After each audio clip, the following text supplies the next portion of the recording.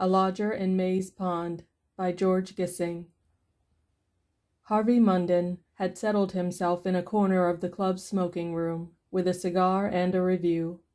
At 11 o'clock on a Saturday morning in August, he might reasonably expect to be undisturbed. But behold, there entered a bore, a long-faced man with a yellow waistcoat, much dreaded by all the members.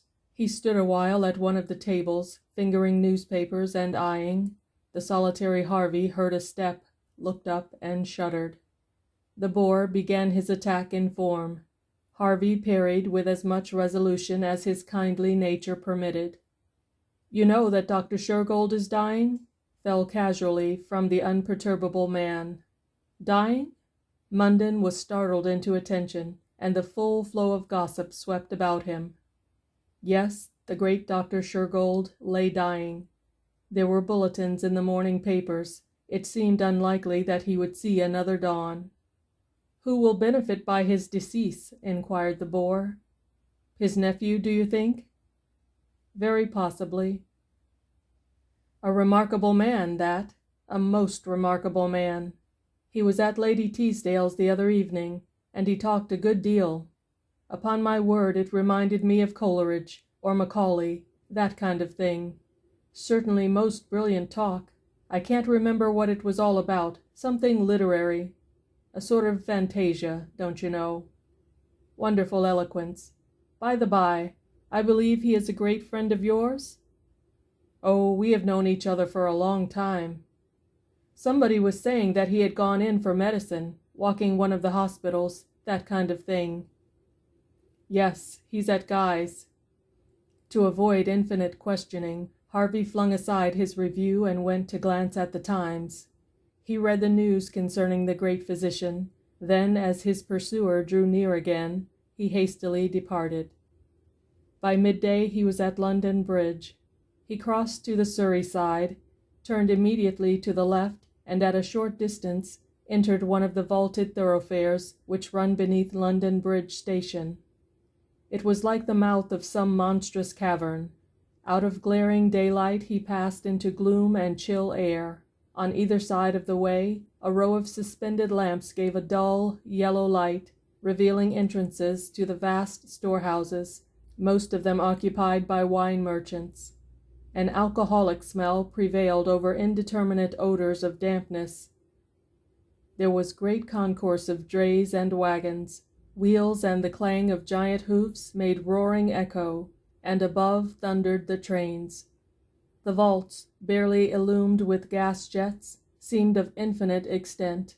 Dim figures moved, near and far, amid huge barrels, cases, packages. In rooms partitioned off by glass framework men sat writing. A curve in the tunnel made it appear much longer than it really was.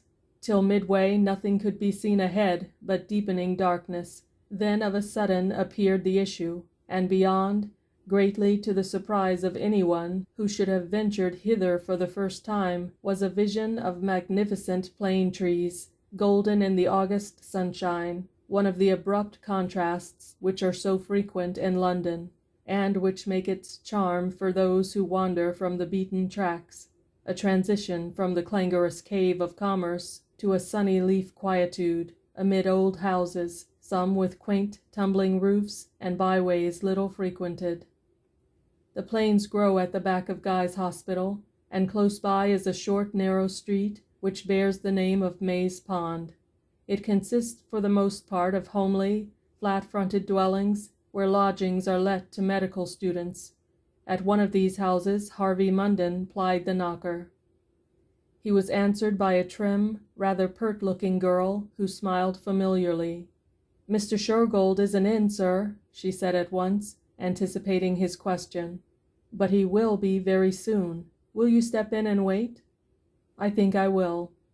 As one who knew the house, he went upstairs and entered a sitting room on the first floor. The girl followed him. "I haven't had time to clear away the breakfast things," she said, speaking rapidly with an air. "Mr. Shergold was late this morning. He didn't get up till nearly 10, and then he sat writing letters. Did he know as you was comin', sir?" "No." I looked in on the chance of finding him, or learning where he was. I'm sure he'll be in about 12:30, 'cause he said to me as he was only going to get a breath of air. He hasn't nothing to do at the hospital just now. Has he talked of going away? Going away? The girl repeated the words sharply, and examined the speaker's face. Oh, he won't be going away just yet, I think. Munden returned her look with a certain curiosity, and watched her as she began to clink together the things upon the table. Obviously, she esteemed herself a person of some importance. Her figure was not bad, and her features had the trivial prettiness so commonly seen in London girls of the lower orders, the kind of prettiness which ultimately loses itself in fat and chronic perspiration. Her complexion already began to show a tendency to muddiness, and when her lips parted, they showed decay of teeth. In dress, she was untidy. Her hair exhibited a futile attempt at elaborate arrangement. She had dirty hands. Disposed to talk, she lingered as long as possible, but Harvey Munden had no leanings to this kind of colloquy. When the girl took herself off, he drew a breath of satisfaction and smiled the smile of an intellectual man who has outlived youthful follies. He stepped over to the lodger's bookcase. There were about 100 volumes, only a handful of them connected with medical study. Seeing a volume of his own, Munden took it down and idly turned the pages. It surprised him to discover a great many marginal notes in pencil, and an examination of these showed him that Shergold must have gone carefully through the book with an eye to the correction of its style. Adjectives were deleted and inserted, words of common usage removed for others which only a fine literary conscience could supply, and in places even the punctuation was minutely changed. Whilst he still pondered this singular manifestation of critical zeal, the door opened, and Shergold came in. A man of 32, short, ungraceful, ill-dressed, with features as little commonplace as can be imagined. He had somewhat a stern look, and on his brow were furrows of care. Light blue eyes tended to modify the all but harshness of his lower face. When he smiled as on recognizing his friend, they expressed a wonderful innocence and suavity of nature, overshadowed, in thoughtful or troubled mood, by his heavy eyebrows. They became deeply pathetic. His nose was short and flat, yet somehow not ignoble. His full lips, bare of moustache, tended to suggest a melancholy fretfulness. But for the high forehead, no casual observer would have cared to look at him a second time. But that upper story made the whole countenance vivid with intellect, as though a light beamed upon it from above. "You hypocritical beggar!" cried Harvey, turning with the volume in his hand.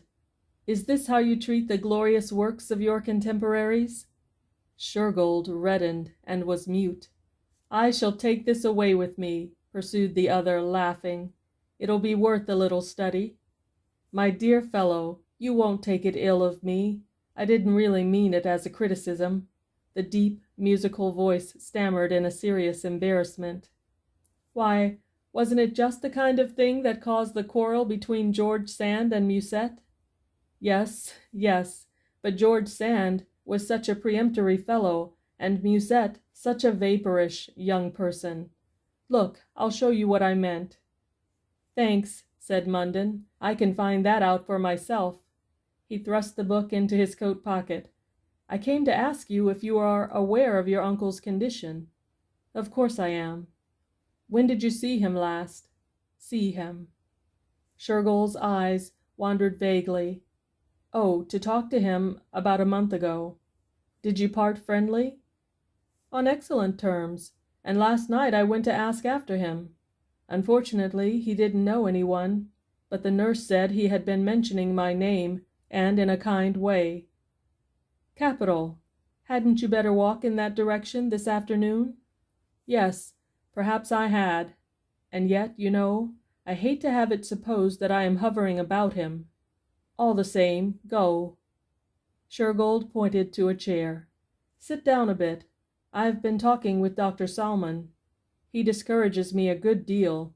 You know, it's far from certain that I shall go on with medicine." "Far from certain," the other assented, smiling.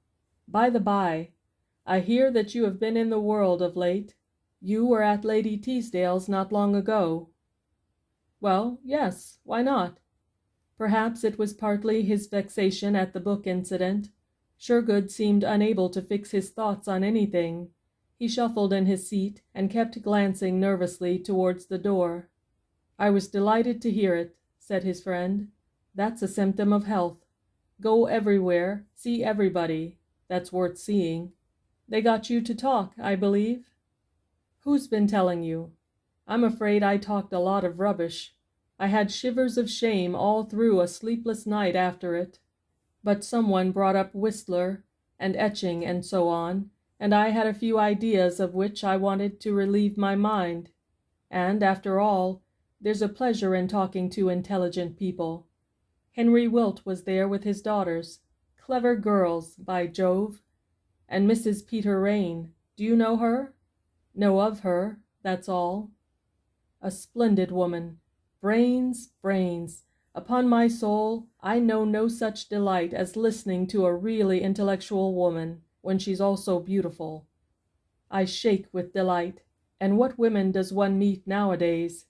Of course the world never saw the like. I have my idea of Aspasia, but there are lots of grander women in London today. One ought to live among the rich. What a wretched mistake when one can help it, however laudable your motive.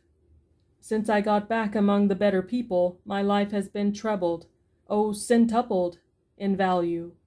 "My boy," remarked Munden quietly, "didn't I say something to this effect on a certain day 9 years ago?"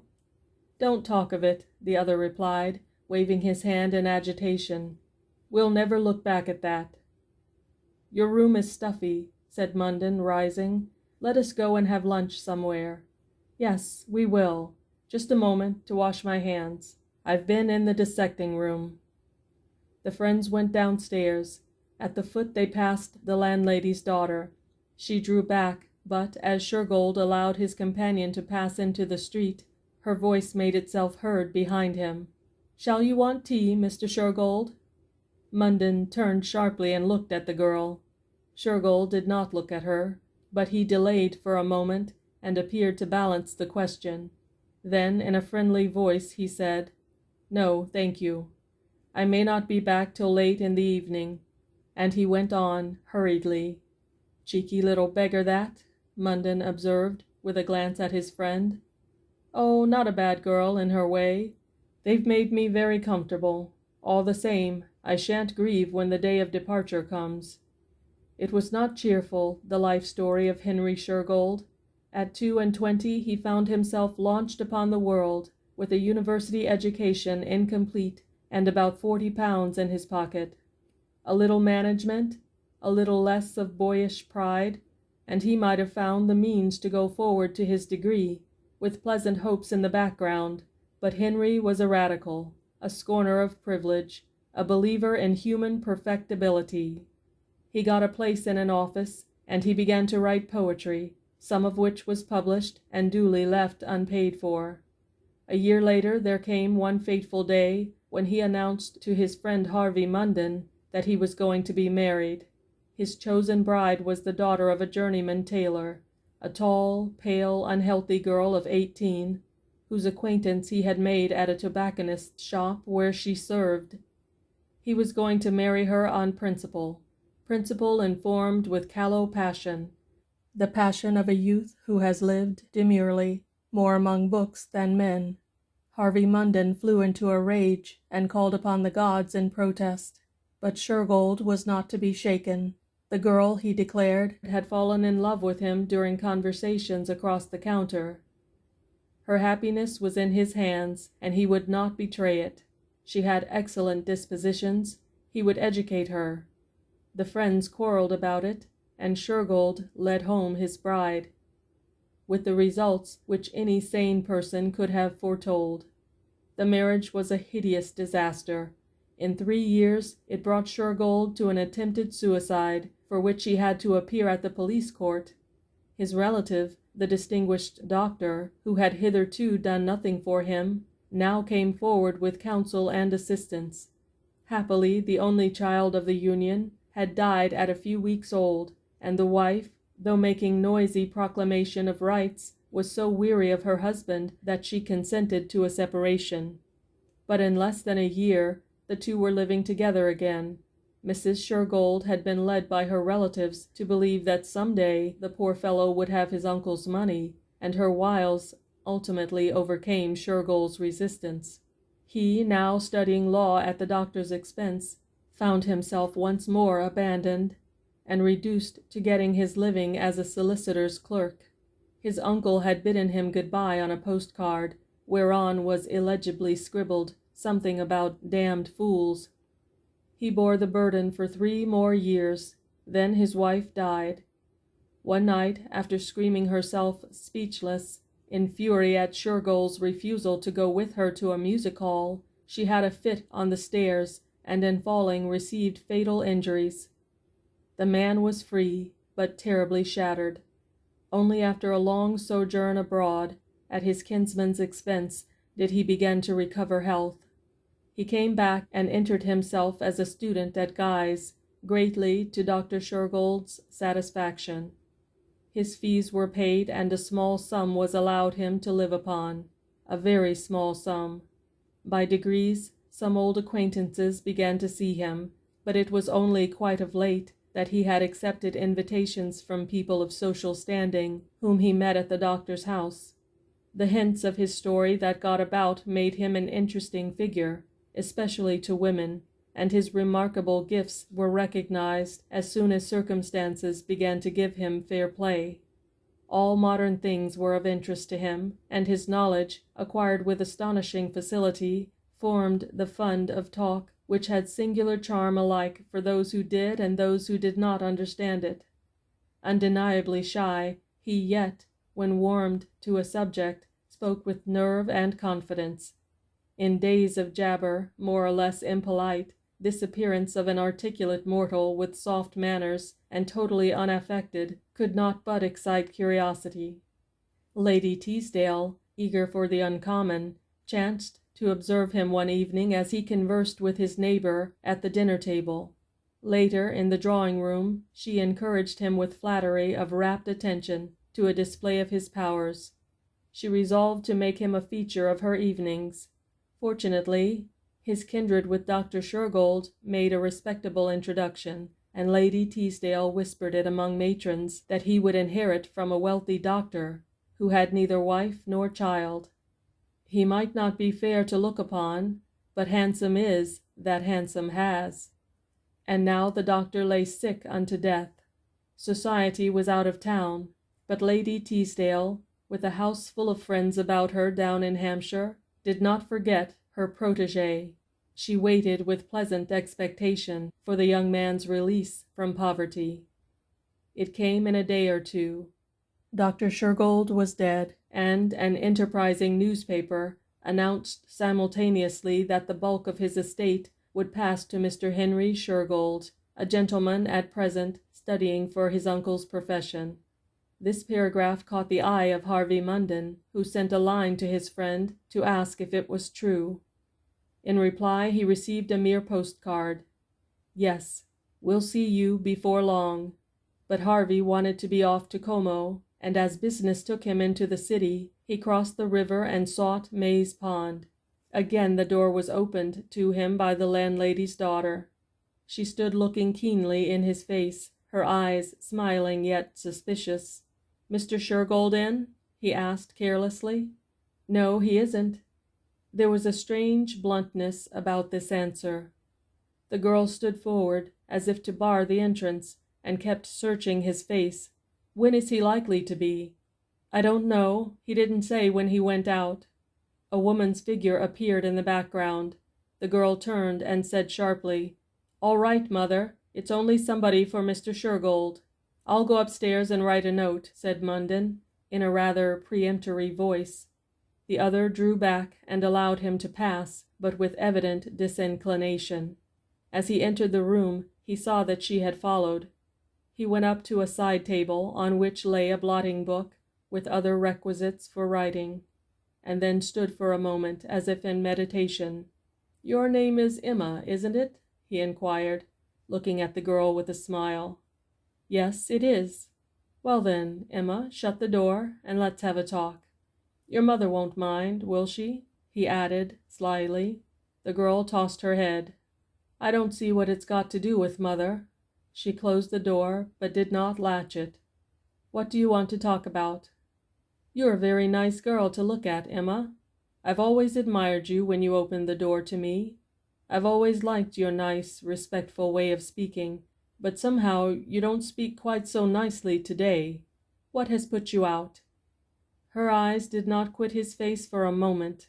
Her attitude betokened the utmost keenness of suspicious observation. "Nothing's put me out, that I know of." "Yet you don't speak very nicely, not very respectfully, perhaps." He paused. "Perhaps Mr. Shergold is going to leave?" "Perhaps he may be. And you're vexed at losing a lodger?" He saw her lip curl, and then she laughed. "You're wrong there." "Then what is it?"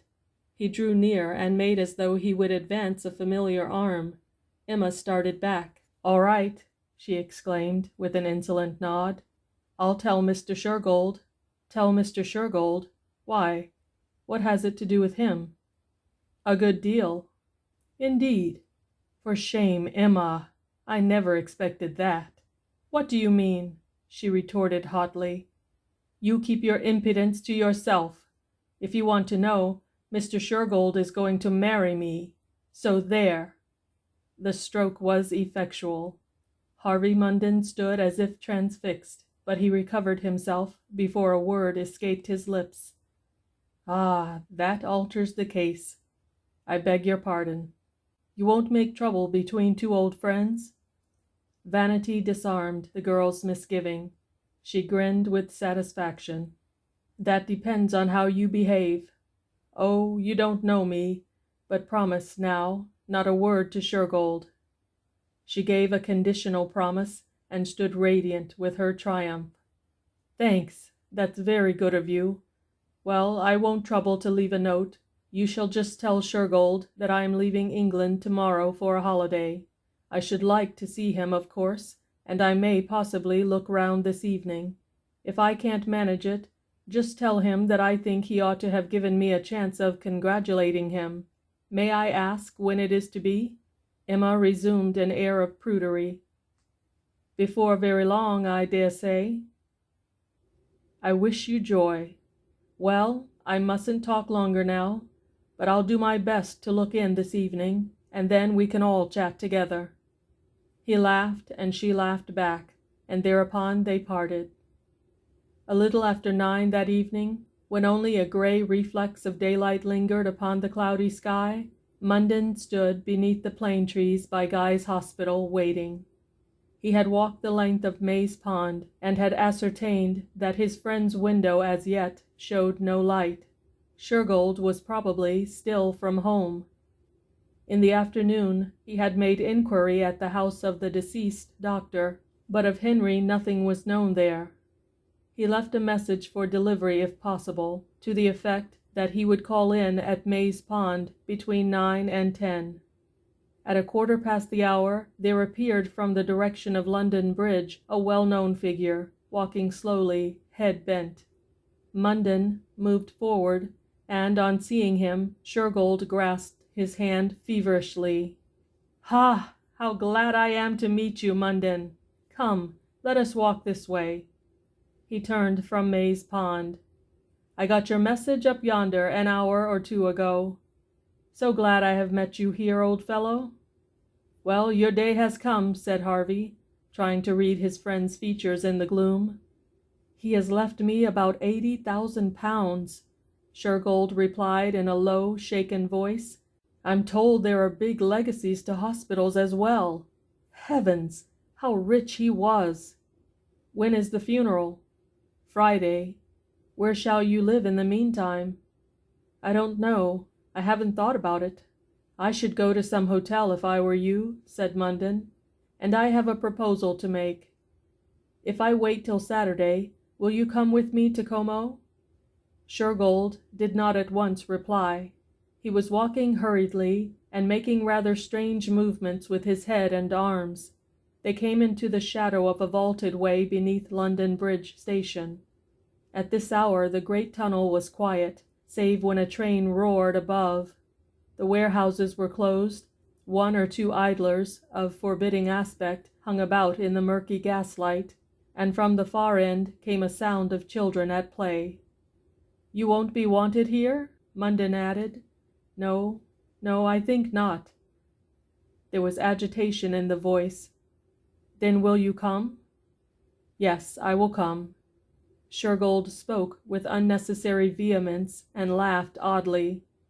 "What's the matter with you?" his friend asked. "Nothing. The change of circumstances, I suppose. Let's get on. Let us go somewhere. I can't help reproaching myself. I ought to feel or show a decent sobriety. But what was the old fellow to me? I'm grateful to him. There's nothing else on your mind?" Shergold looked up, startled. "What do you mean? Why do you ask?" They stood together in the black shadow of an interval between two lamps.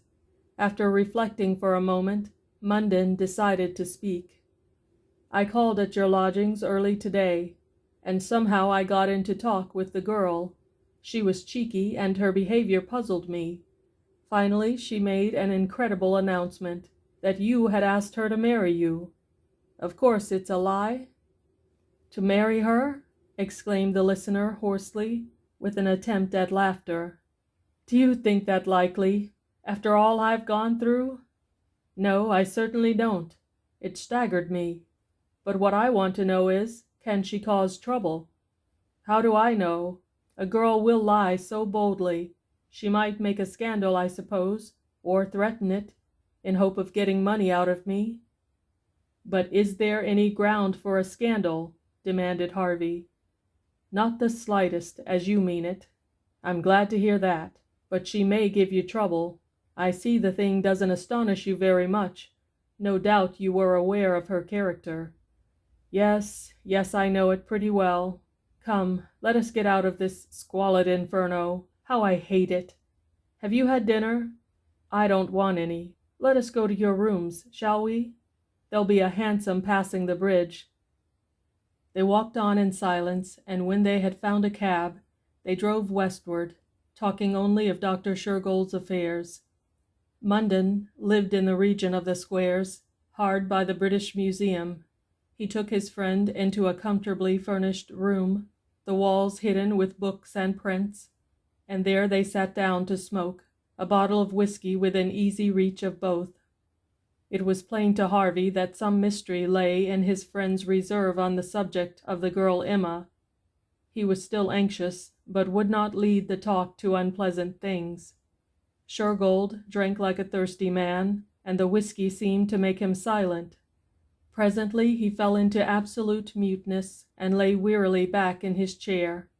"The excitement has been too much for you," Munden remarked. Shergold looked at him, with a painful embarrassment in his features. Then suddenly he bent forward. "Munden, it's I who have lied. I did ask the girl to marry me." "When?" "Last night." "Why?" "Because for a moment I was insane." They stared at each other. "Has she any hold upon you?" Munden asked slowly. "None whatever, except this frantic offer of mine." "Into which she inveigled you?" "I can't honestly say she did. It was entirely my own fault. She has never behaved loosely or even like a schemer. I doubt whether she knew anything about my uncle until I told her last night."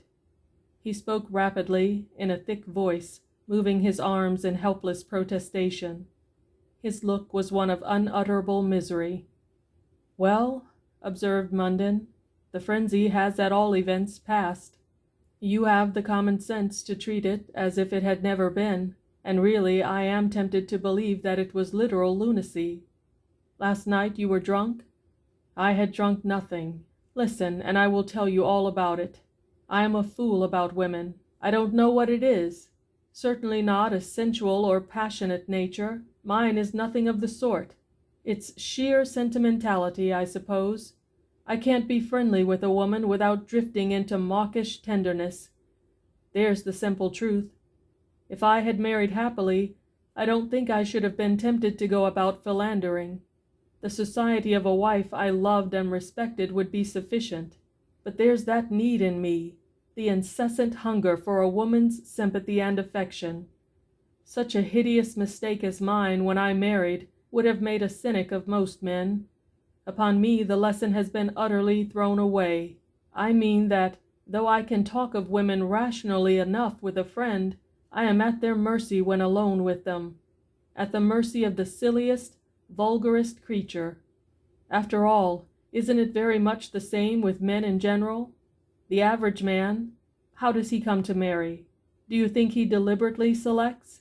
Does he fall in love, in the strict sense of the phrase, with that one particular girl? No, it comes about by chance, by the drifting force of circumstances. Not one man in 10,000, when he thinks of marriage, waits for the ideal wife, for the woman who makes capture of his soul, or even of his senses. Men marry without passion. Most of us have a very small circle for choice. The hazard of everyday life throws us into contact with this girl or that, and presently we begin to feel either that we have compromised ourselves, or that we might as well save trouble and settle down as soon as possible. And the girl at hand will do as well as another. More often than not, it is the girl who decides for us. In more than half the marriages, it's the woman who has practically proposed. She puts herself in a man's way. With her it rests, almost entirely, whether a man shall think of her as a possible wife or not. She has endless ways of putting herself forward without seeming to do so. As often as not, it's mere passivity that effects the end. She has only to remain seated instead of moving away, to listen with a smile instead of looking bored, to be at home instead of being out, and she is making love to a man. In a palace of truth, how many husbands would have to confess that it decidedly surprised them when they found themselves engaged to be married? The will comes into play only for a moment or two, now and then. Of course it is made to seem responsible, and in a sense it is responsible, but in the vast majority of cases purely as an animal instinct, confirming the suggestion of circumstances. There's something in all this, granted the listener, but it doesn't explain the behavior of a man who, after frightful experience in marriage, after recovering his freedom, after finding himself welcomed by congenial society, after inheriting a fortune to use as he likes, goes and offers himself to an artful hussy in a lodging-house. That's the special case. Look how it came to pass. Months ago, I knew I was drifting into dangerous relations with that girl. Unfortunately, I'm not a rascal. I can't think of girls as playthings, a fatal conscientiousness in an unmarried man of no means. Day after day, we grew more familiar. She used to come up and ask me if I wanted anything, and of course I knew that she began to come more and more often than necessary. When she laid a meal for me, we talked, half an hour at a time. The mother, doubtless, looked on with approval. Emma had to find a husband, and why not me as well as another? They knew I was a soft creature, that I never made a row about anything, was grateful for anything that looked like kindness, and so on. Just the kind of man to be captured. But no, I don't want to make out that I am their victim. That's a feeble excuse, and a worthless one. The average man would either have treated the girl as a servant, and so kept her at a distance, or else he would have alarmed her by behavior which suggested anything you like but marriage. As for me, I hadn't the common sense to take either of those courses. I made a friend of the girl, talked to her more and more confidentially, and at last, fatal moment, told her my history. Yes, I was ass enough to tell that girl the whole story of my life. Can you conceive such folly? Yet the easiest thing in the world to understand. We were alone in the house one evening. After trying to work for about an hour, I gave it up. I knew that the mother was out, and I heard Emma moving downstairs. I was lonely and dispirited, wanted to talk about myself, to someone who would give a kind ear. So I went down and made some excuse for beginning a conversation in the parlor. It lasted a couple of hours. We were still talking when the mother came back. I didn't persuade myself that I cared for Emma, even then. Her vulgarisms of speech and feeling jarred upon me, but she was feminine. She spoke and looked gently, with sympathy. I enjoyed that evening, and you must bear in mind what I have told you before, that I stand in awe of refined women. I am their equal, I know. I can talk with them.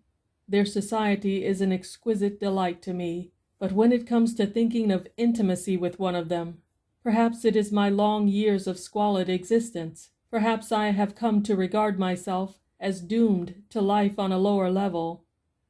I find it an impossible thing to imagine myself offering marriage, making love to a girl such as those I meet in the big houses. You will outgrow that, said Munden. Yes, I hope and believe so. And wouldn't it be criminal to deny myself even the chance, now that I have money? All today I have been tortured, like a soul that beholds its salvation lost by a moment's weakness of the flesh. Can you imagine what my suffering has been? It drove me into sheer lying. I had resolved to deny utterly that I had asked Emma to marry me, to deny it with a savage boldness and take the consequences. A most rational resolve, my dear fellow. Pray stick to it. But you haven't told me yet how the dizzy culmination of your madness was reached. You say that you proposed last night? Yes, and simply for the pleasure of telling Emma, when she had accepted me, that I had 80,000 pounds. You can't understand that? I suppose the change of fortune has made me a little light-headed. I have been going about with a sense of exaltation which has prompted me to endless follies. I have felt a desire to be kind to people, to bestow happiness, to share my joy with others. If I had some of the doctor's money in my pocket, I should have given away 5-pound notes. You contented yourself, said Munden, laughing, with giving a promissory note for the whole legacy. Yes, but try to understand. Emma came up to my room at supper time, and as usual we talked. I didn't say anything about my uncle's death, yet I felt the necessity of telling her creep fatally upon me. There was a conflict in my mind between common sense and that awful sentimentality which is my curse. When Emma came up again after supper, she mentioned that her mother was gone with a friend to the theater. Why don't you go? I said. Oh, I don't go anywhere. But after all, I urged consolingly, August isn't exactly the time for enjoying the theater. She admitted it wasn't, but there was an exhibition at Earl's Court. She had heard so much of it and wanted to go. Then suppose we go together one of these evenings. You see? Idiot! And I couldn't help it. My tongue spoke these imbecile words in spite of my brain. All very well if I had meant what another man would, but I didn't, and the girl knew I didn't, and she looked at me, and then, why, mere brute instinct did the rest. No, not mere instinct, for it was complicated with that idiot desire to see how the girl would look, hear what she would say when she knew that I had given her 80,000 pounds.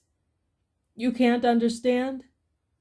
As a bit of morbid psychology, yes. And the frantic proceeding made me happy. For an hour or two I behaved as if I loved the girl with all my soul, and afterwards I was still happy. I walked up and down my bedroom, making plans for the future, for her education, and so on. I saw all sorts of admirable womanly qualities in her. I was in love with her. And there, that's the end of it. Munden mused for a while, then laid down his pipe. Remarkably suggestive, Shergold. The name of the street in which you have been living. Well, you don't go back there? No, I have come to my senses. I shall go to an hotel for tonight, and send presently for all my things. To be sure, and on Saturday, or on Friday evening if you like, we leave England." It was evident that Shergold rejoiced with trembling. "But I can't stick to the lie," he said. "I shall compensate the girl. You see, by running away, I make confession that there's something wrong. I shall see a solicitor and put the matter into his hands. As you please, but let the solicitor exercise his own discretion as to damages." Damages! Shergold pondered the word. "I suppose she won't drag me into court, make a public ridicule of me? If so, there's an end of my hopes. I couldn't go among people after that." "I don't see why not, but your solicitor will probably manage the affair. They have their methods," Munden added dryly. Early the next morning, Shergold dispatched a telegram to Maze Pond, addressed to his landlady. It said that he would be kept away by business for a day or two. On Friday he attended his uncle's funeral, and that evening he left Charing Cross with Harvey Munden en route for Como. There, a fortnight later, Shergold received from his solicitor a communication which put an end to his feigning of repose and hopefulness. That he did but feign, Harvey Munden felt assured, signs of a troubled conscience, or at all events of restless nerves, were evident in all his doing and conversing. Now he once more made frank revelation of his weakness. "There's the devil to pay. She won't take money. She's got a lawyer, and is going to bring me into court. I've authorized Reckitt to offer as much as £5,000. It's no good. He says her lawyer has evidently encouraged her to hope for enormous damages, and then she'll have the satisfaction of making me the town talk. It's all up with me, Munden. My hopes are vanished like, what is it, in Dante? Il fumo inereed in aqua la schiuma." Smoking a Cavour, Munden lay back in the shadow of the pergola, and seemed to disdain reply. "Your advice? What's the good of advising a man born to be fooled? Why, let the do her worst." Shergold winced. "We mustn't forget that it's all my fault." "Yes, just as it's your own fault you didn't die on the day of your birth. I must raise the offer, by all means. Offer 10,000. I suppose a jury would give her 250. But the scandal, the ridicule. Face it. Very likely it's the only thing that would teach you wisdom and save your life." "That's one way of looking at it. I half believe it might be effectual." He kept alone for most of the day. In the evening, from 9 to 10, he went upon the lake with Harvey, but could not talk. His blue eyes were sunk in a restless melancholy. His brows were furrowed. He kept making short, nervous movements, as though in silent remonstrance with himself. And when the next morning came, and Harvey Munden rang the bell for his coffee, a waiter brought him a note addressed in Shergold's hand. "I have started for London," ran the hurriedly written lines. "Don't be uneasy. All I mean to do is to stop the danger of a degrading publicity. The fear of that is too much for me. I have an idea, and you shall hear how I get on in a few days." The nature of that promising idea Munden never learnt. His next letter from Shergold came in about 10 days. It informed him, very briefly, that the writer was about to be married, and that in less than a week he would have started with his wife on a voyage around the world. Harvey did not reply. Indeed, the letter contained no address. One day in November, he was accosted at the club by his familiar bore. "So your friend Shergold is dead?" "Dead? I know nothing of it." "Really? They talked of it last night at Lady Teasdale's. He died a few days ago at Calcutta. Dysentery or something of that kind. His wife cabled to someone or other." End of A Lodger in Maze Pond.